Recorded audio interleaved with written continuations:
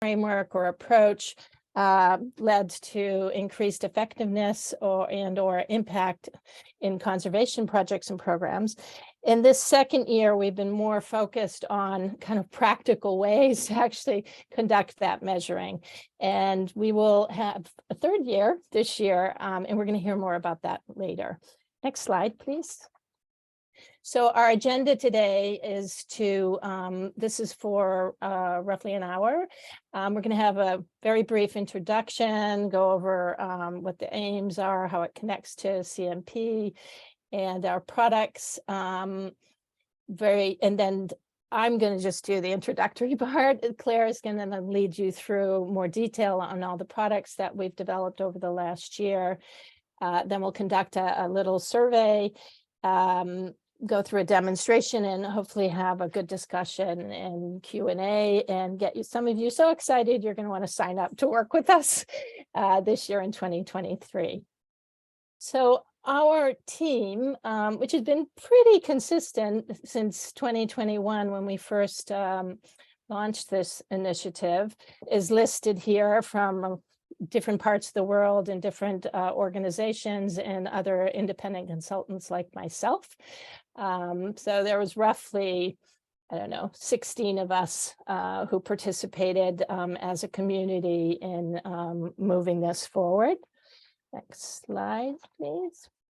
So one of the key things that these learning initiatives is trying to do is make sure that there's a relationship to the Conservation Measured Partnership Strategic Plan. And in this case, the work we've been doing supports goal 1 of the strategic plan.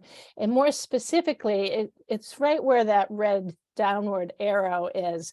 It's trying to assess the assumption that adopting good conservation practice doesn't have to be the conservation standards approach. It could be any adaptive management approach. But of course, in this case, we have the standards to enable our work.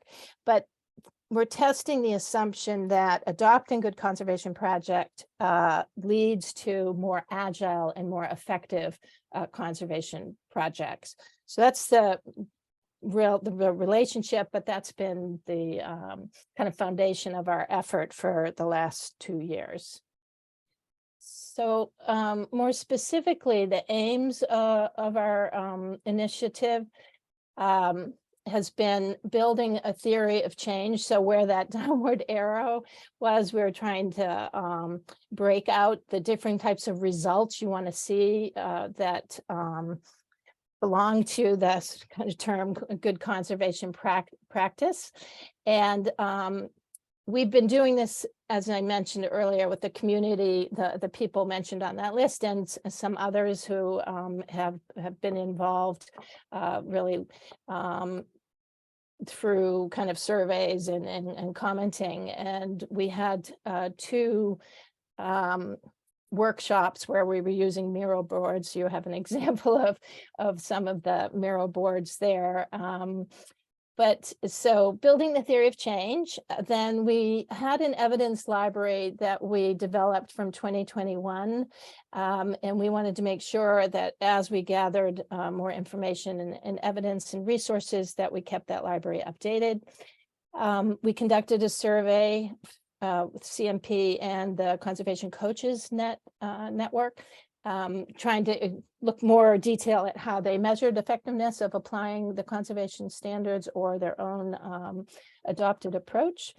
We did have quite a few meetings and workshops through 2022 and actually into the first 3-4 months of 2023. In order to interact and really make this a collaborative effort. And out of that, we're focused on a workbook of indicators, which we'll hear more about, and a web interface. We also aim to design a conservation standards scorecard, which is a little bit like the CMP audit tool, and also a monitoring protocol that we hoped would enable people to be able to launch into measuring their own effectiveness in more practical ways. So next slide. So these were our products. As I mentioned, we really were trying to focus on collecting a framework of processes or tools, indicators, anything that would allow for the collection of evidence that's linked to effectiveness. Should say we weren't really looking as far as the impact, and so that's what our efforts were more about measuring the effectiveness of the applying the conservation standards to increase product efficiency and effectiveness. These were the products. We mentioned them in the aims.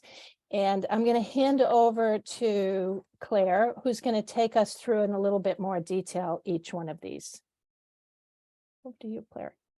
Thanks so much, Sheila. Alrighty, so don't be overwhelmed by this slide at all. This is our detailed theory of change. It's in fact the third iteration of our theory of change. So we know that the evaluation of these adaptive management frameworks, like the conservation standards, is just methodologically and conceptually really challenging, because effectiveness can be defined in so many different ways. So to address this challenge, we identified the specific results within this theory of change of what we expected to see, or what we expected a project to achieve following the adoption of one of these adaptive management frameworks. And we laid all of these results out in a detailed theory of change. But I don't want you to worry too much about this version. What we did, though, is we identified these group boxes, which is what I want you to focus on. So essentially, the theory of change describes and lays out these assumptions of how the adoption of this adaptive management framework or adaptive management approach is likely to lead to improved planning, improved efficiency of implementation, improved effectiveness of conservation outcomes and impact, and then ideally good adaptive management, good monitoring and evaluation. There's a bit of a feedback loop here, and good project support. So these 6 group boxes form the basis of our simplified theory of change. So this theory of change was created because it's a lot easier for teams to really view the logical flow. And these 6 main results form the themes and the basic structure of all of our products. So you'll see, I've tried to keep the colors consistent as well. So you'll see these 6 themes materialize across all of our products. So first up, the Conservation Standards Effectiveness and Impact website hosts all of our products. So it's a product within itself, but all of our various sub-products are sort of linked to this website. It basically helps to support teams to measure the effectiveness of their conservation practice, and ideally embed these monitoring and assessment methods into their organizational systems and processes. Within this website, there are a number of tabs that you can click on up here, and you can navigate to various pages within the workbook. So the Workbook of Indicators hosts a number of sub-pages which are tied to those 6 themes within our simplified theory of change.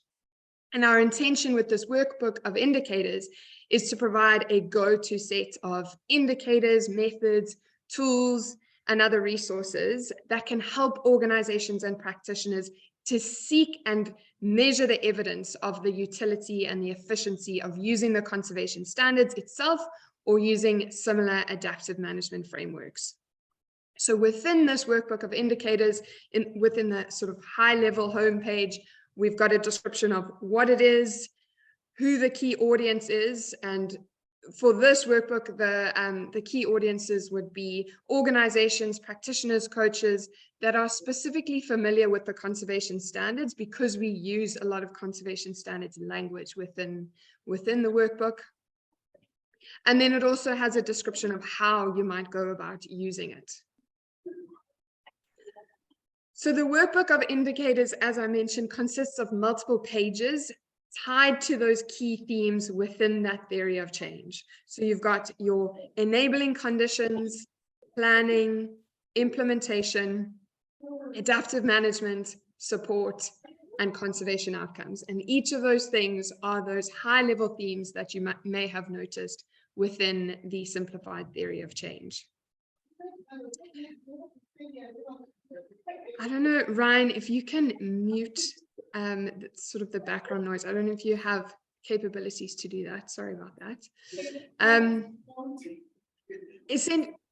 Essentially, each of these pages hosts a set of indicators with details, methods, tools, and resources for teams to choose from to help them answer key questions and assumptions that might form part of each of those themes. So if the team is only interested in measuring how well they're doing with regards to planning, they can only focus on those particular things. Or if they're interested in looking at planning and implementation efficiency, they can stop at those areas. If they're more interested in support or going the full way through that theory of change and assessing how well they're doing adaptive management, how well their projects are supported, and potentially whether or not they're seeing those conservation outcomes, they might work through all of these pages within the workbook. So as I mentioned, those workbook pages have information associated with those common assumptions, priority indicators, as well as loads of other potential indicators that the teams could use to measure their effectiveness. Within each of those indicators, there are descriptions and potential methods they might be using, as well as a number of tools that are utilized across the conservation sector to help teams assess various things.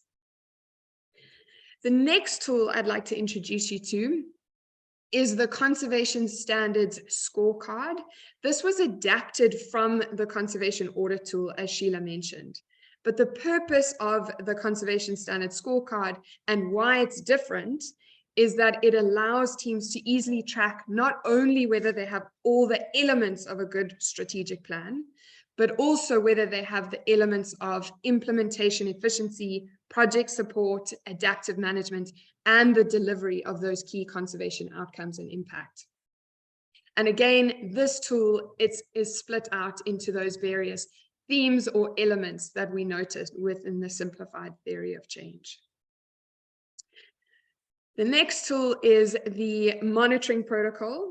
This was designed to provide teams using the conservation standards or similar approaches to the conservation standards with a standardized data collection process.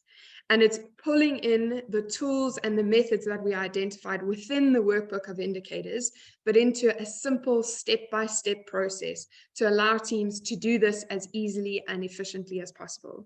So if your project or organization is trying to assess the effectiveness of an impact of your conservation practice, this might be a useful place for you to start within that monitoring protocol. Importantly, though, this monitoring protocol is currently being trialed and tested by organizations and practitioners. So what we really want is to get your involvement within this monitoring protocol. It's a draft version at the moment. We haven't finalized it, so you still have time to provide your input, suggestions, and thoughts related to this monitoring protocol. I'm just going to whiz you through the steps that this protocol takes. So ideally, the first step is to identify those priority themes that your team is aiming to monitor over the course of the project. And remember, those themes are those 6 groups of results associated with our simplified theory of change, right? So are you interested in assessing whether or not you've got the enabling conditions in place, whether you're ready to adopt a framework like the conservation standards? Or are you interested in measuring whether you're doing good planning, whether your implementation is efficient, whether your adaptive management and monitoring evaluation systems are set up correctly? So you would identify those key themes, and then for each of those themes, you would select the indicators for which your team is able to be collecting data efficiently over the course of the project. Next, you want to be using the guidance and tools and methods that we've laid out for you in that Workbook of Indicators to support you with data collection, data processing, and analysis for each of those indicators. And then ideally tracking that over time. You might want to compare across projects, across regions, and you might want to scale up from the project to the program to the organizational level if necessary. Next, you might test some of these assumptions. So you might consider analyzing some of these indicators in relation to each other. And you would analyze that data over time to assess whether those core assumptions are correct. The core assumptions, again, are laid out associated with each of those indicators. And then finally, what we really love teams to be doing is to be sharing that data with partners, with CMP, and with the wider conservation standards community, or the wider conservation community as a whole. Right, so I mentioned that this monitoring protocol has currently being tested. So I'm just going to put a link in the chat to a form that if you are interested in being part of this team, if you'd like to participate in this survey, like to assess this monitoring protocol for us, you can sign up here to be part of the team, and then we will send you the links to the various products that you may wish to access so that you can provide us with some support. What we're really aiming to understand is whether the protocol is clear related to who, when, and how you might use it.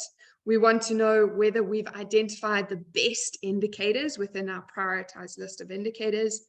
We really want to understand whether we are asking the types of questions that teams are asking internally. So whether the questions we've identified are the right ones, and how likely you might be to use this protocol, and whether you would be willing to share that data with the CMP world or the conservation community more broadly.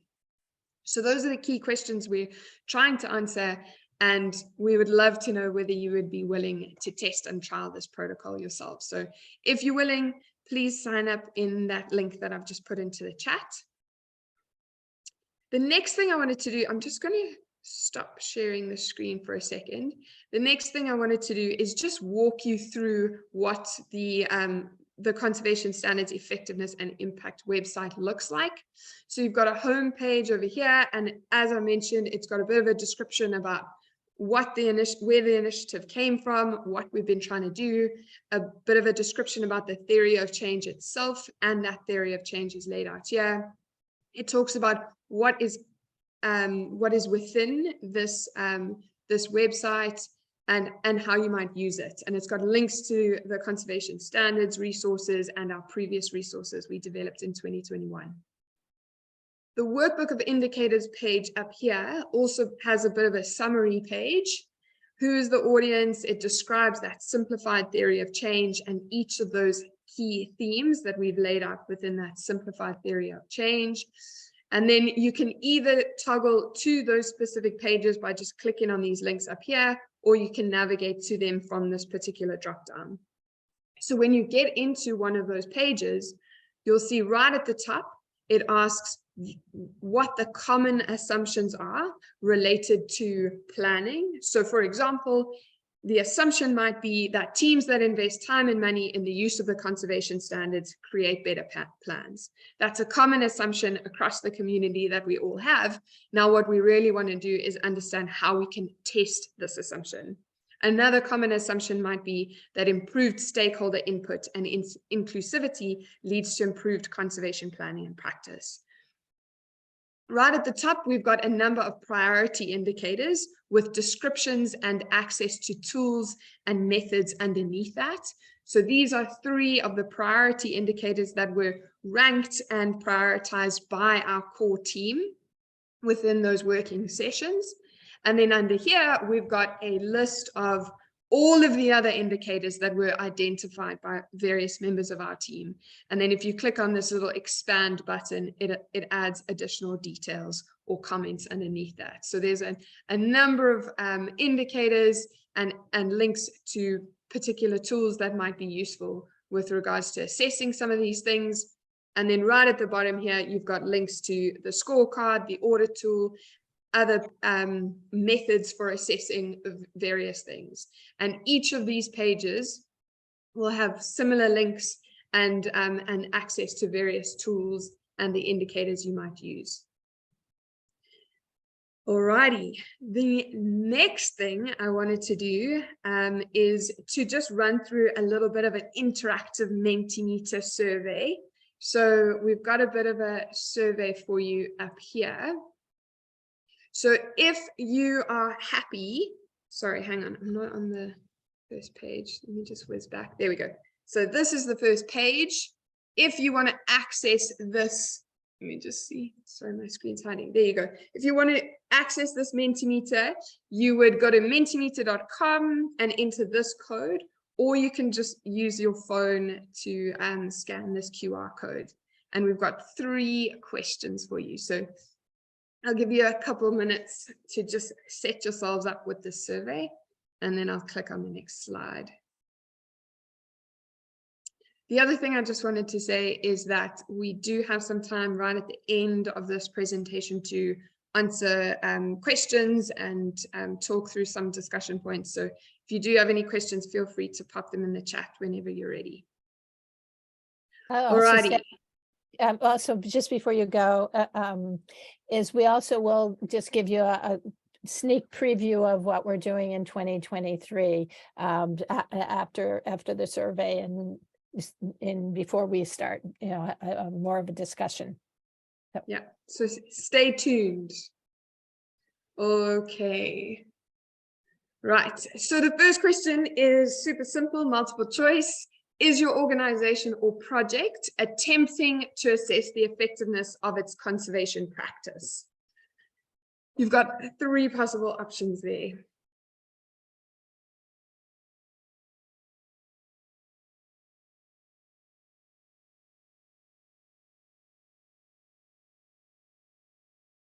Well, it's good to know that what we're doing is useful. Alrighty.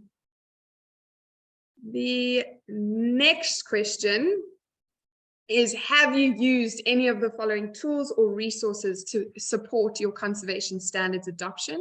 And here you can select multiple tools. If you've used more than one, you can select as many as you like. So we've got the capability maturity model, the conservation audit tool, the lighter conservation standards, the conservation standards scorecard, or Charles's resources associated with the change management theories of change.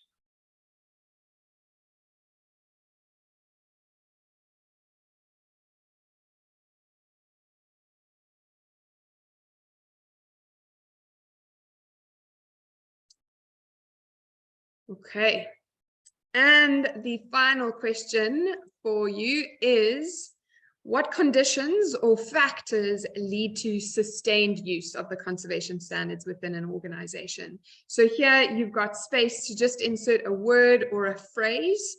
And I think there's 3 spaces open to you, and it's going to create a little bit of a word cloud. So what are the conditions or factors that lead to sustained use of the conservation standards within an organization or within a project? How do you sustain that use of this framework?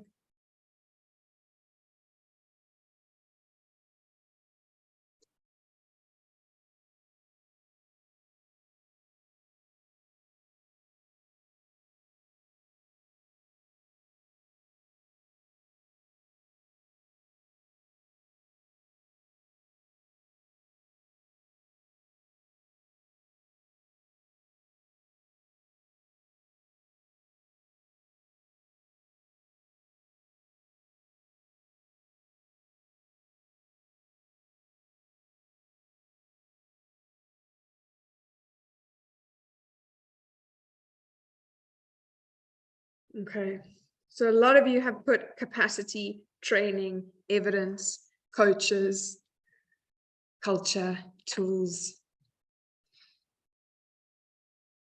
leadership. It's a big one.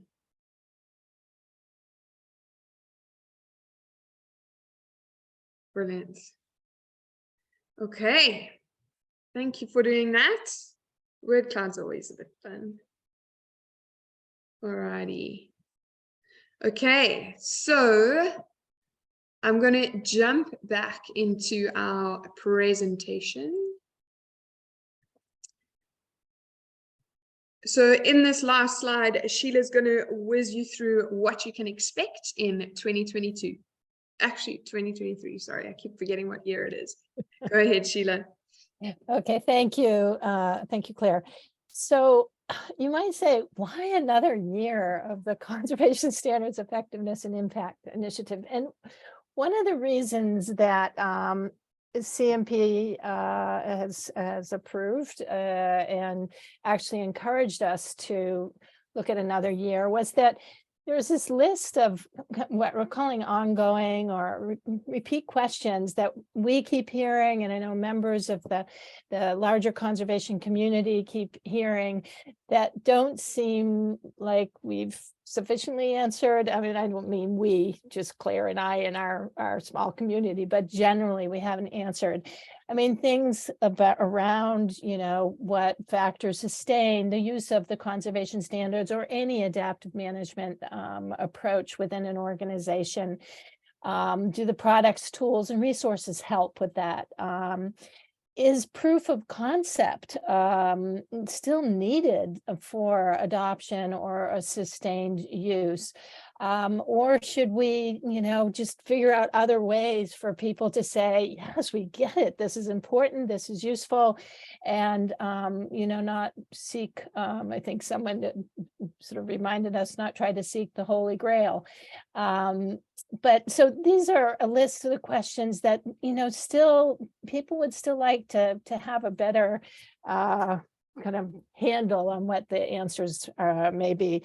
So what we've come up with is in this year 3 is to try and tackle some of these ongoing questions by adopted a more structured evidence-based learning approach. And in this slideshow, the link there is to some work which was done with the help of FOS and others, which was a structured learning, conservation learning initiative.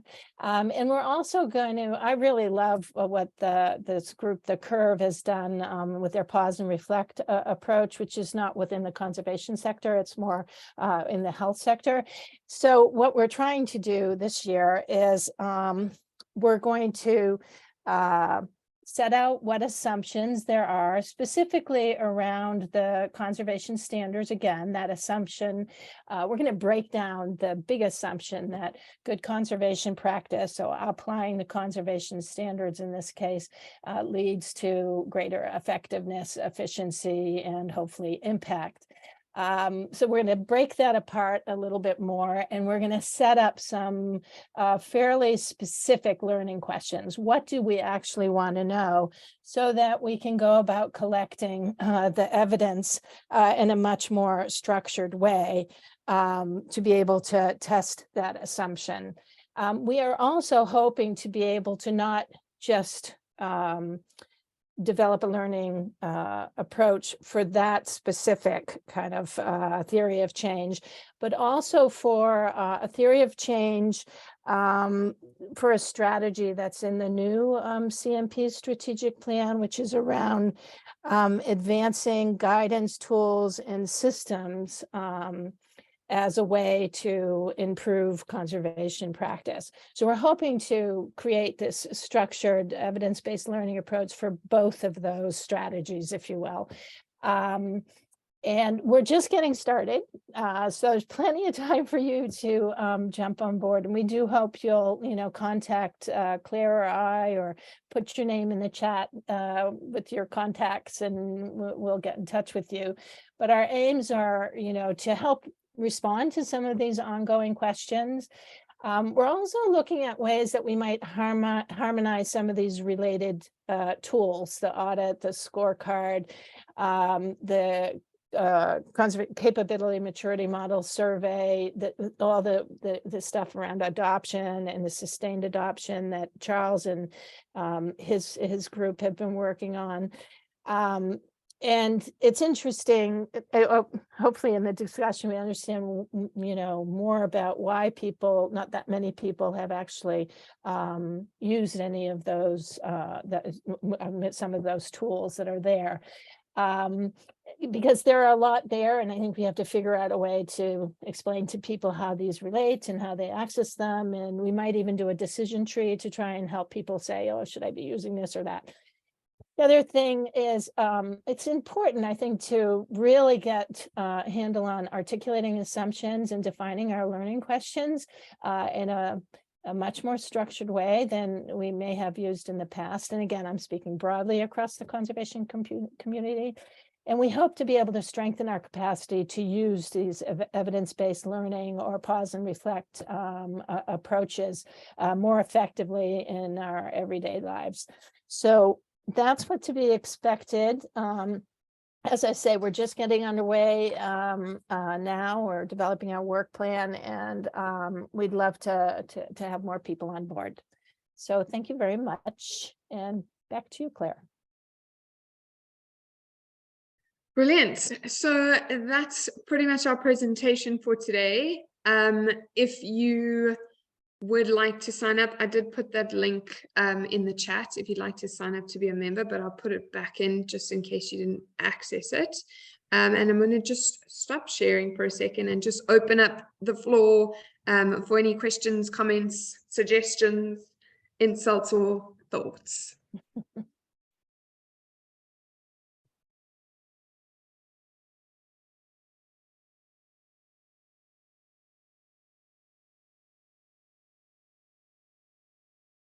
Can I ask a question about, if there's no hands up,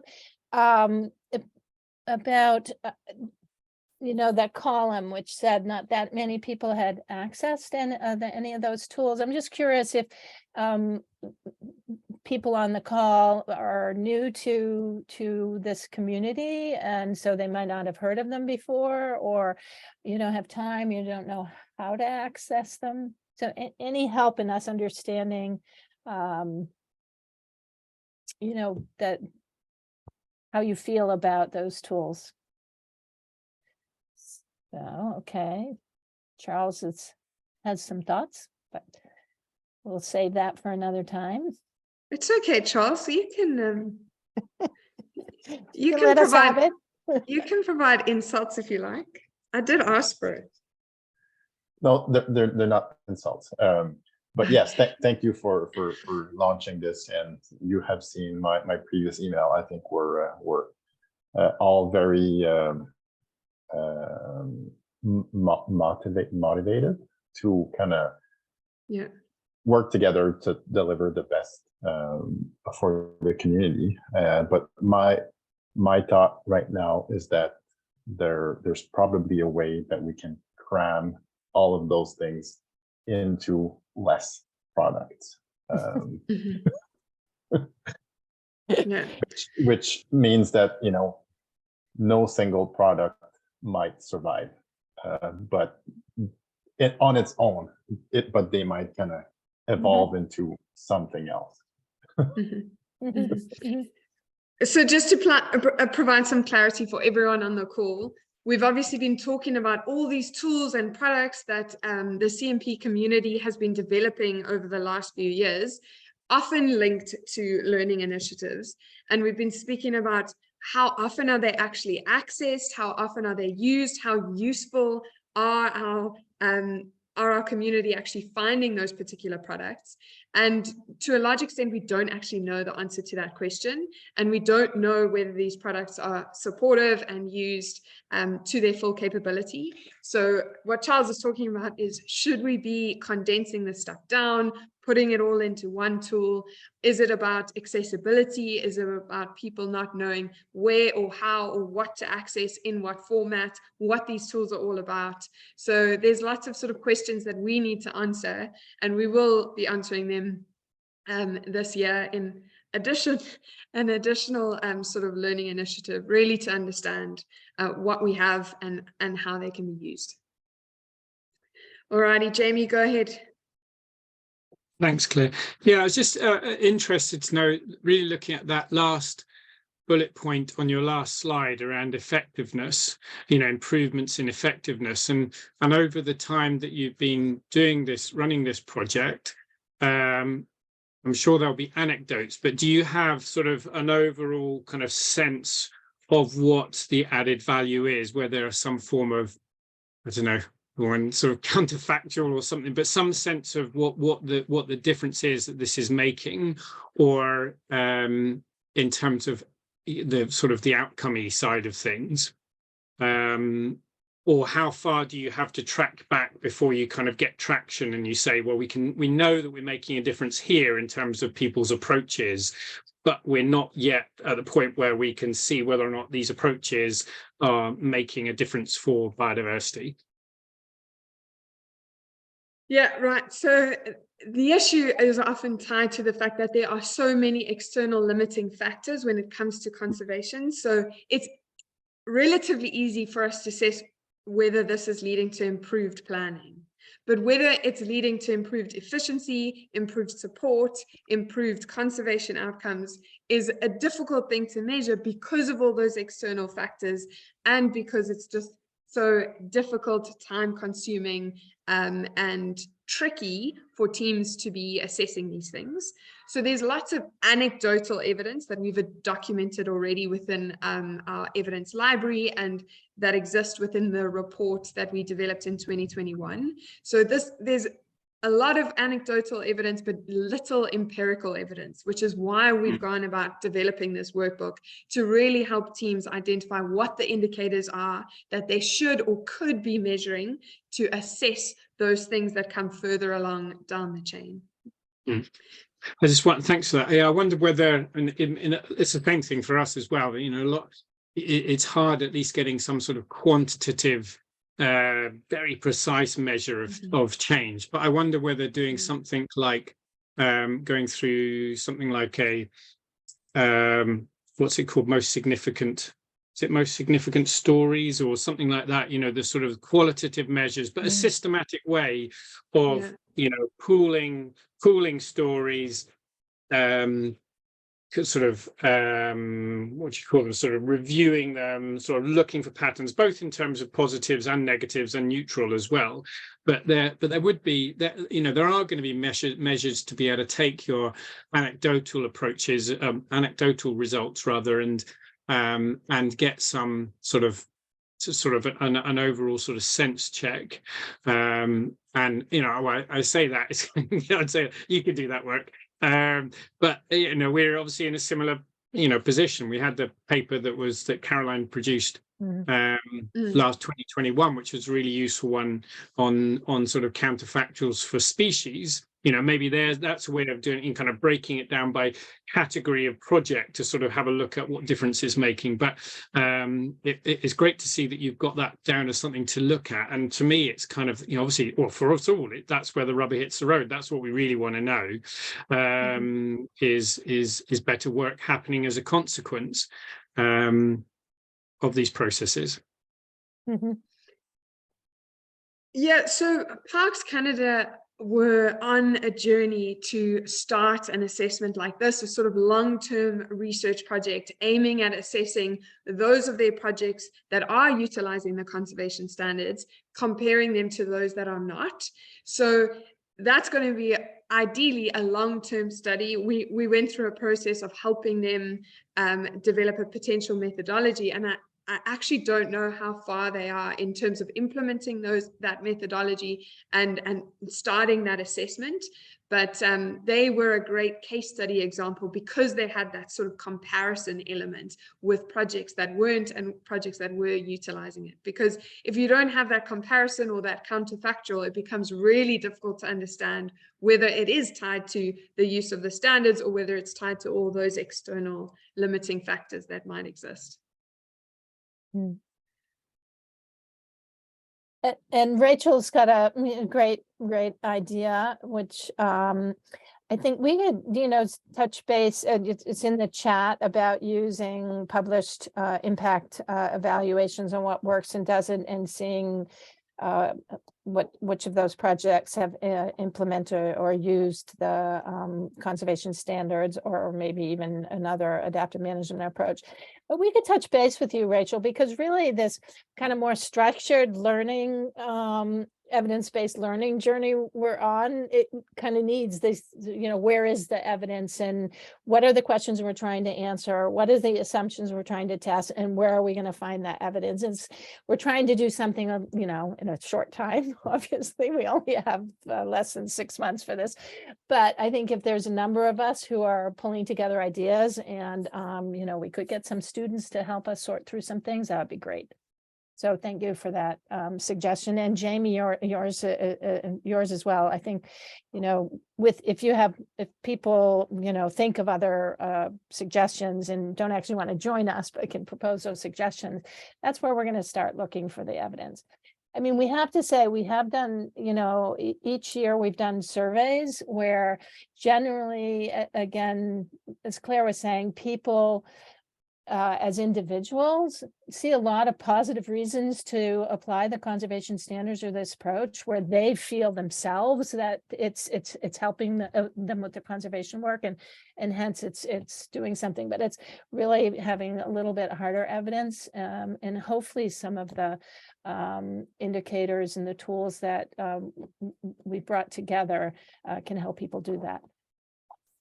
So also in the chat, Charles, the corporate secretary is working towards identifying standard impact indicators for nature and setting to public disclosure initiatives. We might be better to tag along. Yep. That have the process that you are systemizing considered emotional issues. So just to respond to Yuseli's comment in the chat. So she says, some decisions or advances also depend on how the team feels regarding the challenges they encounter. So one of the indicators we have identified within the workbook itself is buy-in from the team itself. And there's an example of a tool that you might use to assess that level of buy-in and to assess the team support for the use of the conservation standards. So within the sort of toolbox, within that indicator is an example of a survey you might do across your organization or across your team to really gauge how they're feeling about the use of the conservation standards, how they're feeling in terms of their capacity as a whole. And then you can adapt and use that survey for your own organization if you'd like to assess that particular indicator. Kelly, sorry, you've had your hand up for a while. No problem. That was a great discussion. I was actually just going to answer Sheila's earlier question of sort of how we've used the resources or what. So I'm with San Diego Zoo Wildlife Alliance, and we have, Claire knows this because she has been a part of one of our trainings for our groups.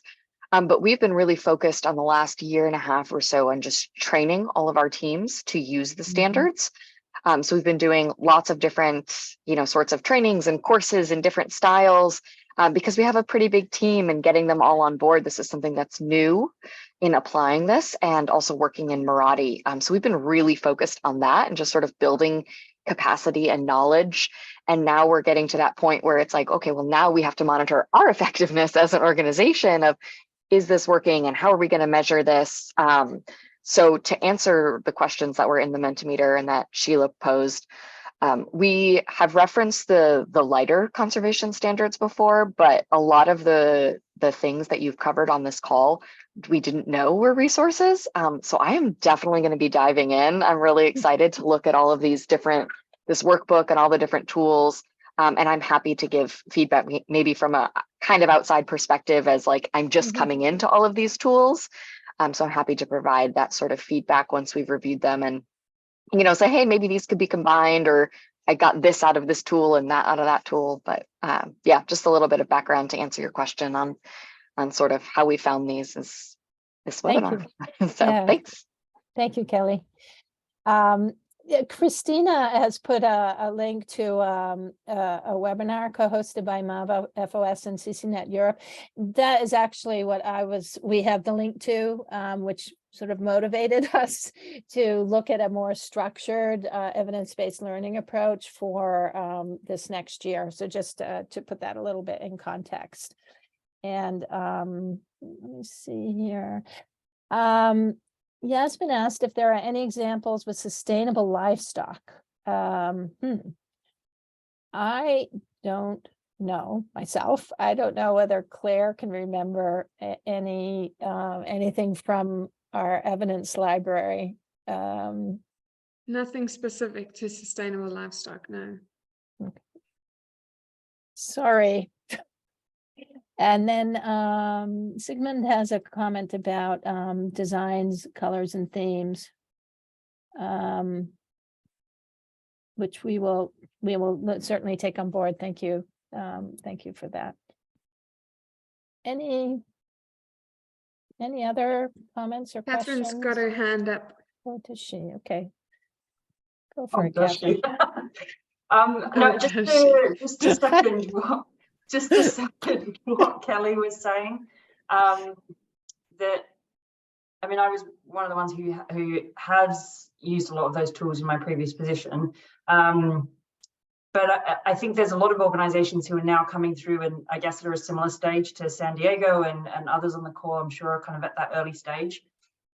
And I think what's really awesome is that all these resources are now available to them from the start, as opposed to kind of having to retrofit, which is what a lot of us had to kind of do 3 or 4 years ago. So I hope that you'll start to see a lot more kind of adoption and use of the tools, as there's a whole bunch of organizations that are just starting on this journey. And I think it's, yeah, perfect timing for it is. That's exactly what we want. Yeah. So we ideally want teams. I mean, it would be wonderful if anyone would utilize these tools, but it would be wonderful to have that sort of baseline as well, right, for some of these indicators to assess where they're at right at the beginning of the process, and then how things have gone over time.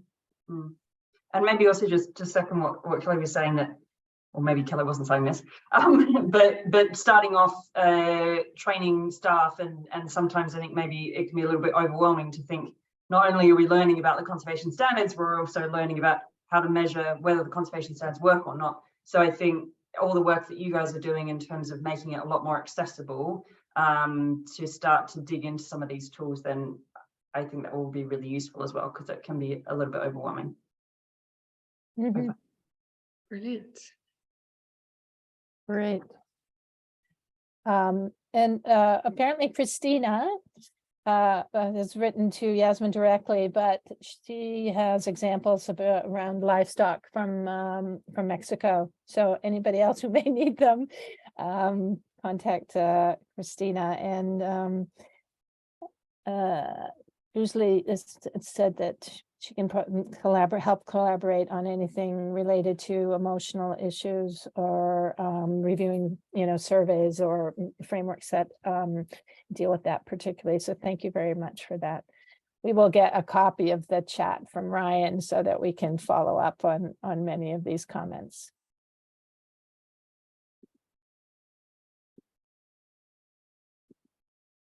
Anything else? Christina.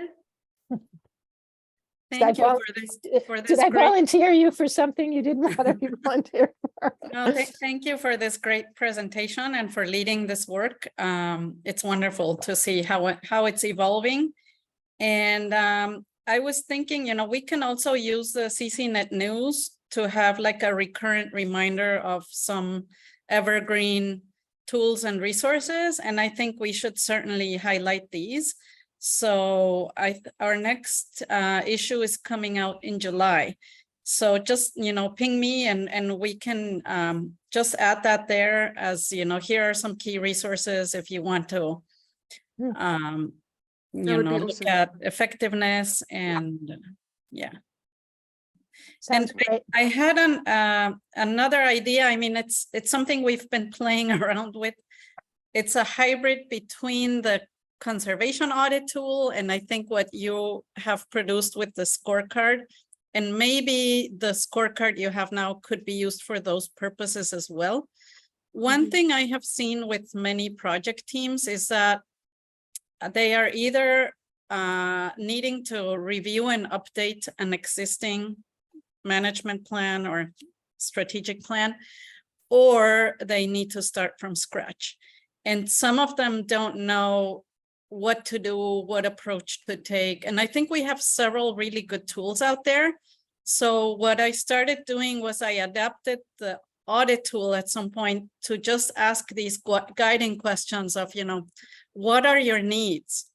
And then do you need really robust evidence, or is quick and dirty good enough now? And I think, with the quicker version, the lighter version, we are also getting there. But sometimes just having these basic questions in an organized way for teams to say, we're making a conscious decision to skip over this step. And this is our decision. And, just documenting why they thought that was a good way to go. And to have some form of assessing what are the consequences if I skip over, let's say the viability assessment, because we think it's too complex, we're not going to do it now. What might be the consequences later on? And being able to make informed decisions about your own process. So I think, we're getting closer, but that's another tool I have not seen us really have. And that's really the job. If you have a good coach there, that's the work of a coach, to guide people through these questions and to offer examples, to say, here's an example of what this step might look like. So I think, as we bundle all these different tools and resources together, that's maybe one thing where a lot of teams are at, with those guiding questions to navigate the different tools and resources. And I know it's beyond what this team is trying to do, so I'm not trying to add to your workload. No, great idea. And as you say, it comes up a lot with teams, it's especially, I'm not sure a majority, but many times a revision is what's needed and not a starting from scratch. So yeah, it's a really useful idea. And maybe it's not so hard to come up with that list of questions, right? So good, thank you for that. All righty. So, how are we doing? Anybody else have ideas or thoughts? Well, I think we'll take up Christina's offer of, putting something into the next newsletter, so you'll know where to find these. And maybe even, I don't know, we could put a little promotion about what this initiative is trying to do in 2023. In case more people from the community might be able to engage from that aspect and not just through the CMP lens, because I don't think we've done that in the past couple of years. And apart from that, unless Ryan, do you have any last words, or Claire? We just want to thank everybody for participating today. I don't have any last words. Thank you both for hosting, and thank you everyone for attending. And thank you to our translation team as well for your work. Yeah, thank you. Okay, well, we'll say goodbye to everybody, and hope to see you on the next seminar, which Ryan will remind us of, I'm sure. All right. Thank you so much. Thank you. Bye. Thanks all. Thank you. Bye.